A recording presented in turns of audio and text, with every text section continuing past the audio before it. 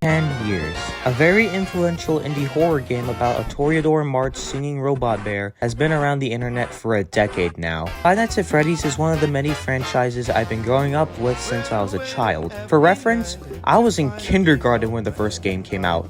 Kindergarten. And just like with most FNaF fans, I heard about the game due to Markiplier's first video on the first game. And when time was passing, this standalone indie game made by a developer with one last shot to become one had released tons of sequels, spin-offs, a graphic novel trilogy, 2 Goosebumps-inspired book series, and a full-length feature film by Blumhouse. And hey, since FNAF's 10-year anniversary is right around the corner, what better way to celebrate it than ranking all of the 11 mainline games? But I'll go over some ground rules. 1. No spin-offs will be in this ranking, so don't expect to see FNAF World, the Freddy in Space games, Special Delivery, Fury's Rage, or the Into the Pit game. 2. The ranking of these games will be based on how much I enjoy them, with some about the story or the lore. And 3, and most importantly, this is my personal opinion, so feel free to agree or disagree with me in the comment section below. Anyways, let's get into it. This is every mainline Five Nights at Freddy's game ranked from worst to best. Happy 10-year anniversary, FNAF. But before I do that, I'm doing the annoying YouTube thing where I ask you that 8.8 out of 91.2% of you guys haven't subscribed yet. So if you haven't, please help a brother out by subscribing. It's free and it helps out the channel grow. Also hit the notification bell to never miss an upload. Anyways, let's move on. Money and explosives. I know I'm gonna get heat for when I say this, but coming at the number 11 spot and gets the title for the worst mainline FNAF game goes to Five Nights at Freddy's 3. Now hear me out, I do like how the game introduces its main antagonist, William Afton, or Springtrap if you will. It's not too shabby, and the lighting in some of the cameras makes him very spooky and threatening. I also do like the After Night and Secret Atari-esque minigames, as they're a great way of show don't tell storytelling, and the suspense is there per usual. But other than that, this game just downright sucks. One major flaw this game has is that it's heavily reliant on RNG. To me, FNAF games should always be about strategy and planning how to complete the night. Sure, there is strategy in this game, but all of the things that happen are random decisions that RNG just makes. Another thing I'm personally not a huge fan of is the Phantoms. I get it, they're here to balance the gameplay loot and mess with your stuff, so you gotta fix it on your control panel. But they're not horror relevant in any way, plus I'm not a huge fan of their designs. And my final piece of criticism is that the jump scares are just dog shit. The only decent jump scares I can say are Phantom Foxy and Phantom Balloon Boys, but besides those two, the others range from cheap scares to loud and obnoxious noises to not so great animation, especially Springtrap. During the hype of Five Nights at Freddy's 3, he was teased to be the big bad that you don't want to come across, but he got the short end of the stick and got a very lazy as fuck jump scare, and the fact that Scott planned this game to be the finale would leave a very sour taste in the fans' mouths. But thankfully, FNAF 4 did happen and it was way better. The weakest in the franchise if you ask me. I don't know, Doctor. We went from talking about the worst game in the franchise to talking about the second worst game in the franchise. Coming in at number 10, I have Five Nights at Freddy's 2. And just like I said with Five Nights at Freddy's 3, please hear me out. The game gave us the most iconic lineup of animatronics, besides you. The renders of the animatronics come off as very horrifying. It's intense to the point where I think it's one of the most intense games in the franchise, and it gave us the most iconic mystery to solve. Who was responsible for the bite of 87? But again, just like with FNAF 3, I just think that this game blows. I think I narrowed it down to why I personally don't get why everyone likes this game. It's because every single animatronic acts the damn same, with the only exceptions of the Marionette, Withered Golden Freddy, and Withered Foxy having the only unique mechanics. Everyone else just acts the same shamelessly. The toy and Withered versions of Bonnie and Chica go both into your vents, along with Mangle and him. The toy and Withered Freddy both come out of the hallways, and the laziest part of it all is that they all require the mask. For those who don't know, the mask is what fends you off the animatronics. For lore purposes, you need to put on the mask for the toys because they have a facial scanner in their eyes along with a criminal database, and for the Withereds, they're the MCI victims of William and they think you look exactly like him with the uniform you're wearing. But hey, that's just a theory. Don't. Getting back on topic, the fact that every single one of these characters requires the mask and acts the same is very lazy game design in my opinion. The only difference between the toys and the withers is the reaction time. For the toys, you have to react not too precise, but not too slow. But for the withers, you need to have reflexes like a cat. It's kinda different, but still the same and lazy. If I were in 2015, I'd play this over FNaF 3 any day of the week, but I'd honestly rather play FNaF 1. Also, this game introduces Balloon Boy. I fucking hate him. Have you ever heard of Among Us, Gregory? Alright, we're done talking about the bad games, and now we're only talking about the only mid game. When talking about this game, I feel like this is the most divisive entry among the FNaF community. Coming in at number 9, I have Five Nights at Freddy's Security Breach. While some like it for its visuals and being the first official free roam game in the franchise, while some hate it for being targeted towards the younger side of the fan base, not being scary a single bit, being full of bugs and glitches, and going in the wrong direction of what made this franchise scary. But what about me? Well, like I said before, this game is mid. I do like the 80s glam rock aesthetic on the Pizzaplex, Steel Wool did a good job on that. The visuals are pretty good, but nothing spectacular or fantastic to write home about. The locations are outstanding and make me wish that they were actually real. The voice acting is good, and while most people think that this game isn't scary, there's one thing that's pretty scary and depressing the more you think about it. In Security Breach, you upgrade Glamrock Freddy with parts of Glamrock Chica, Montgomery Gator, and Roxanne Wolf, and when they lose the part they like,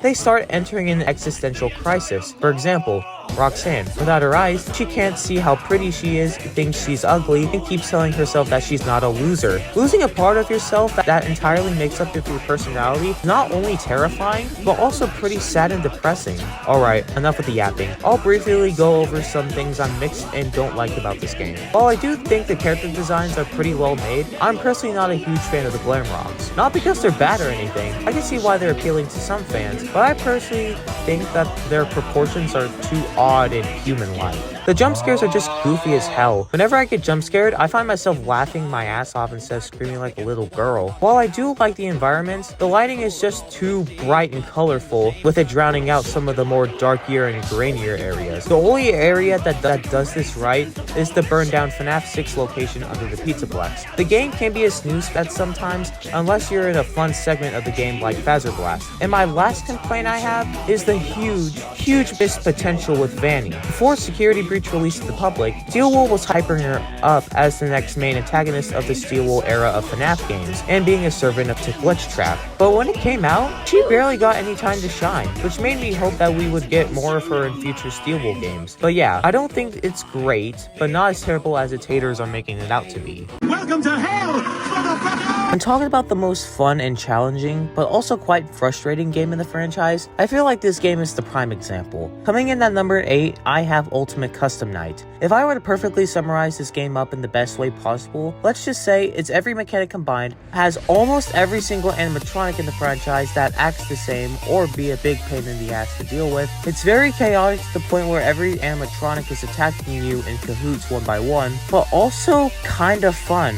On surface level, this might just look like some clusterfuck of the first 6 games, but once you look more into it, it's supposed to be a huge finale to the Scott era of FNaF games, like one huge family gathering during a Thanksgiving, if you will. It's challenging to the point where you want to throw in the towel, but continue that because that's how much fun you're having. The voice actors also gave some of the animatronics the most iconic voice lines of all time, the most iconic being "I always come back." I do like the theory that this game is William's personal hell designed by one of his victims, Cassidy. It also does the funniest thing in the franchise by doing an anime style after night cutscenes despite the art being done by very terrible people. If I were to say anything bad about this game, it's probably the pure RNG bullshit. It's more luck based than FNaF 3, but it's higher because, like I said before, it's actually fun to play. Also, the game does get some brownie points for some iconic moments. So 2 of which I can think of is Mr. Hippo's after jump scare monologue and telling you one of his stories, and Dako's priceless reaction to after beating 50-20 mode. UCN is the principle of fun and challenging to yourself to the extreme. Ah yes, from where it all began. Coming in at number 7, I have the original Five Nights at Freddy's. This game right here was very unique for its time. This was released when horror games were just simple free roam games, but when this game broke the rules and created its own formula, it took the internet by storm, and for a good reason. It's a simple game of sit and survive, while your only defense of getting rid of the animatronics is closing the doors, nothing else. Giving off the vibes of feeling hopeless and defenseless when you're in a pickle. While the first 2 nights are a slog to get through, it quickly picks up on its feet, and tension rises from there on night 3. The atmosphere and sound design creeps me out 10 years later. The classic animatronics are by far the perfect animatronic designs by making them look friendly during the day and unintentionally creepy at night. The gameplay loop is perfect along with its mechanic balancing. The graphics are really terrifying, and I personally think they age well like a fine wine. The jump scares are well timed and very unexpected, which this game does by far so well. And most importantly, there's a ton of iconic moments in this game that stuck with me since. To the Toreador March power outage, entering 1987 in the custom night, the very disturbing night 5 phone call, and my favorite, the very rare chance of spawning Golden Freddy into your office if you go to Cam 2B. But most of you are probably asking me, Gorehound, why is FNaF 1 down this far on the list? well, dare I say, it's not because it's a bad game. It's a very solid first entry, but compared to the other entries further down, in my opinion, they're just better. Oh no, I don't have my sister's location. Now, this might seem controversial to put this game over FNaF 1, but coming in at number 6, I have Five Nights at Freddy's sister location. I remember all the way back either a year or two ago about how FNaF fans have recently been coming out and saying that sister location wasn't a great game, saying it lent towards more science fiction-y and making the lore a lot more confusing and hard to solve. But I'm here to say, y'all are just so dead wrong. Mainly it's because I'm a science fiction nerd who eats that stuff up, but I kind of find it a great game and the most unique Scott era game. Instead of the same old shit of staying in an office for 5 nights defending yourself, it's a point-and-click adventure game where you do something different every night, and I really like it. It makes it feel like a non-official FNaF game, but it is a FNaF game in the best way possible. That sounded like a very weird sentence. Being the first game to have a cast of voice actors, they all do a very solid performance, especially Kellen Goth as Funtime Freddy and Heather Masters as Circus Baby. The nightly minigames are really fun and suspenseful that keep the game really fresh and unique, but we'll talk more about that later. The Funtime animatronics are really cool to look at. Even though Scott was trying a little bit too hard to make them scary, he made the game's major star of the show, Circus Baby, being a protagonist at first, but then being an antagonist, helping the other Funtime animatronics, doing a 4-way fusion, and becoming the most terrifying animatronic in the franchise, entered. A very unexpected plot twist that I didn't see coming. And the last thing I like is the game's unexpected comic relief hand unit. He can be unintentionally very hilarious at times. My favorite parts being a tie between the angsty teen and casual bongos bit. However, while I do love this game, there is some things bringing it down a bit. This might be a hot take, but I'm personally not a huge fan of the non-canon Night 6 or Custom Night DLC. It's just so boring and completely out of place for the many unique and cool ideas this game has. But hey, I do like the After Night 8-bit cutscenes. And while I like how we do something new every night, like everyone, I hate Night 4 with a burning passion. For those who don't know, Night 4 has been regarded to as the worst part of Sister Location, mainly because it's very hard to complete and heavily reliant on RNG to the point that it pisses you off. But besides those two complaints, I really think this is a great game, severely underrated in my opinion. Welp, this was a pleasant surprise. Coming in at number 5, I have the Ruin DLC from Security Breach. If I were to compare the games to anything, I'd say that these games are the Barbenheimer of FNaF. One is very kid-friendly and has a vibe of bright, vibrant colors, while one is much darker and grainier. I found myself very flabbergasted when I played this game for the first time, expecting it to be a buggy and glitchy mess. But then, I was in pure shock. This blew Security Breach out of the water in every single aspect. For starters, this is a lot scarier, albeit there is some cheap as fuck jump scares here and there, but this was unironically very terrifying to play during my first playthrough. The jump scares are very improved upon as well, and made me wish we actually got jump scares like this in the base game of Security Breach. The designs of the animatronics this time around come off as very threatening and creepy, especially the daycare attendant, Mexis, and ruined Glamrock Freddy with the creative use of his stomach hatch as his mouth. The use of the Vanny mask is a very well thought out mechanic, and the puzzles along with it are fun, but very easy to solve. On the topic of the mask, the AR world is a very cool environment within itself, looking like a very nice acid trip I want to be on. The character interaction between Roxy and Cassie is very heartwarming and something very rare for a FNaF game to do. And of course,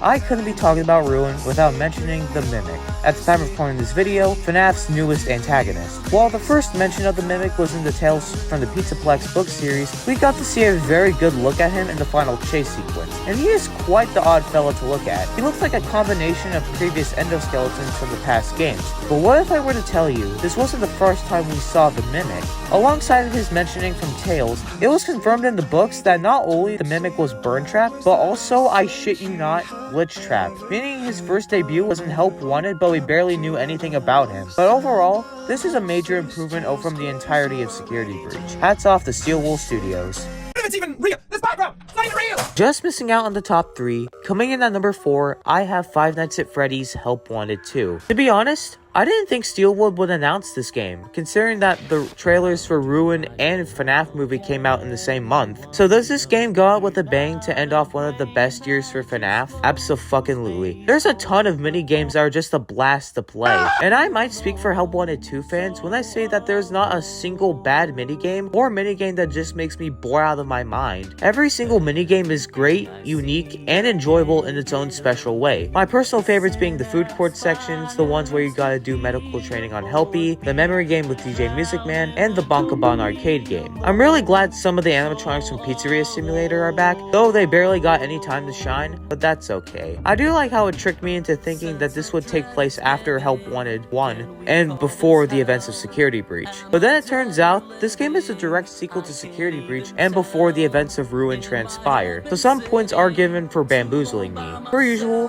the voice actors do a great job of giving it their best, and one last positive I have is that this still has the charm of the original Help Wanted.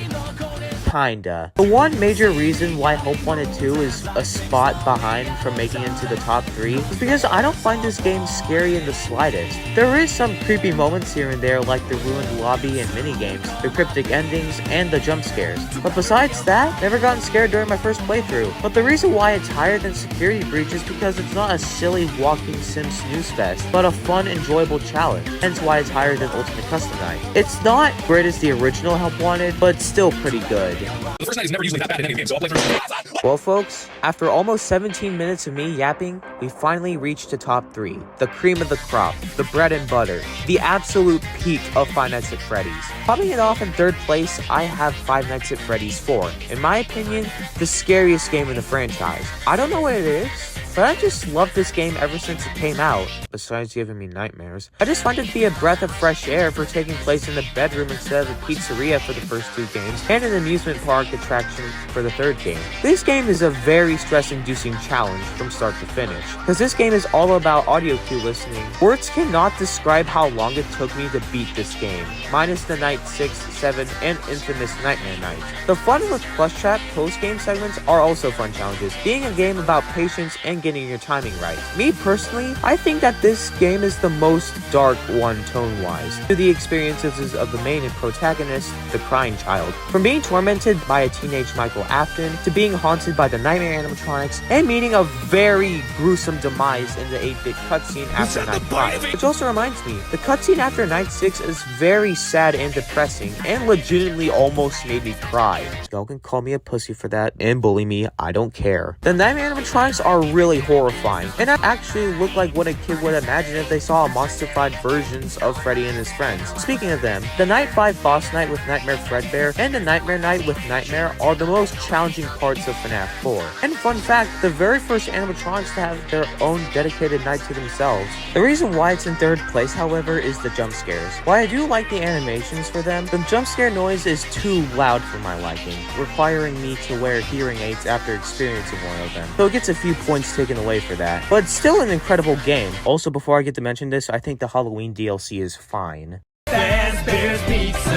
Coming in at 2nd place, I have Five Nights at Freddy's Help Wanted. If there's anything I fear the most in life, besides from wasps, it's VR horror games. Not because they're bad or anything, it's just that the experience feels too real. So when it was announced that FNAF was getting its very own VR game, I bounced off the walls with excitement. So when it finally came out, I booted up my VR headset and got to play, only to shit my pants when I got to the title screen. I adore this game, and I'll always defend it with all my life. It's such a great way to kick off the Steel Wool era era FNAF games. The animatronic models are on point with Scott's original models. Despite the color palettes being off and small details getting removed or added, I still like them. Being able to play the original 3 games in VR is such a surreal experience, and the fear, suspense, and dread doubles from the originals because, like I said before, I'm such a scaredy cat when it comes to playing VR horror games. The original minigames, like the parts and service and darkroom section, are really fun and terrifying to play. The only bad minigames I would say is the ones involving the plush babies. They just piss me off to the very core of my body. The endings are very freaky and cryptic. The other things you get to do besides from completing the minigames are really intriguing and interesting if you care about the story.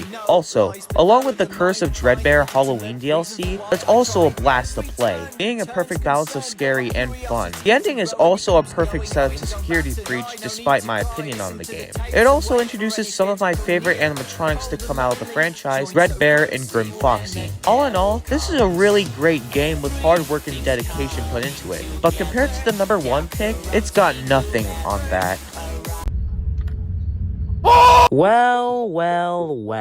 Y'all are probably going to love me at best, or hate me to the point that you want me publicly executed, or give me the good old tar and feather treatment at worst. Coming in at first place and gets the title for the best mainline FNAF game goes to Freddy Fazbear's Pizzeria Simulator. I just think that this game is FNAF at its very best. Many people think that this game is very boring, with very poorly animated jump scares, but a good conclusion to the story of FNAF. And while I see where they're coming from, I just think that this game is more underrated than Sister Location. This game has my personal favorite lineup of animatronics: the Rockstars, the Mediocre Melodies, El Chip, Music Man, Scrap Baby, and Molten Freddy. The section where you get to build your own pizzeria and play test some of the things you get to place around your establishment is so much fun, making me want to beat my high score one try after the next. The real part of the game where the spookies do happen are really suspenseful and scary. And to add on to it, the mechanics are good and well thought out. From trying not to overheat in your tiny office, from trying not to make too much noise as possible, to not running out of shocks. It feels like if you screw up, a domino effect will happen to where you might lose. The game gave us the most iconic renders of the salvage animatronics that make them come across as very threatening. It also has unintentional comical prologue and art after you get an ending, which is severely out of place, but also funny as hell at the same time. Speaking of endings, this game gave us some of the most iconic endings to a FNAF game ever, which I can't talk about without mentioning the most iconic one out of all of them, the true ending. In my opinion, the most impactful and well-concocted ending. Henry and Michael lure not only the 5 dead kids, but Elizabeth and Charlie, and they lure the person who started it all, William Afton, known in this game as Scrap Trap. They trap them into an unknown maze to burn them alive so they can end this madness, put the souls of the children to rest, and to finally kill William once and for all. This is overall a very perfect ending to the Scott era FNAF games if you adore Ultimate Custom Night, and in my opinion, like I said before, the best mainline FNAF game to date. Period. And that's pretty much about it. I don't think I said this, but y'all probably already figured it out. I love FNAF. It's one of those franchises that always has a special place in my heart for. And no matter how many controversies will happen within this community, members in the community that turn out to be absolutely awful human beings, or the infamous Scott incident in 2021, I'll always be a part of this franchise that I practically almost grew up with. Plus, if this video does well, maybe I'll make another video focused around Freddy Fazbear, maybe the movie, the books, or even the spin-off games. But until we meet again, this is That One Gorehound signing off, and remember, have a bloody good day or night. Bye bye.